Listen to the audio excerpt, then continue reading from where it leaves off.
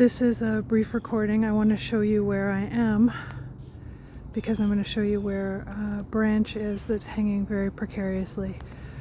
Right up there is the tennis courts, and over there is the old High Park Nature Center.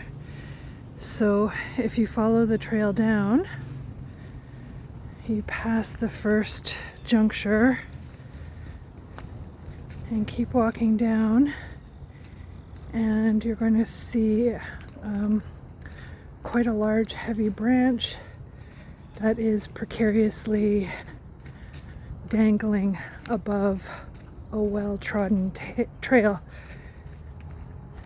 It feels almost like one of those widow makers. So here we go.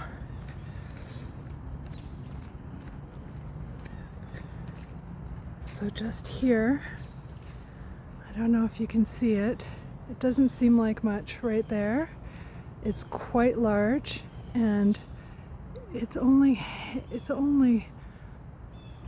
minutely balanced, and it's actually swaying in the wind. And if it were to drop, it would drop right on a trail above somebody.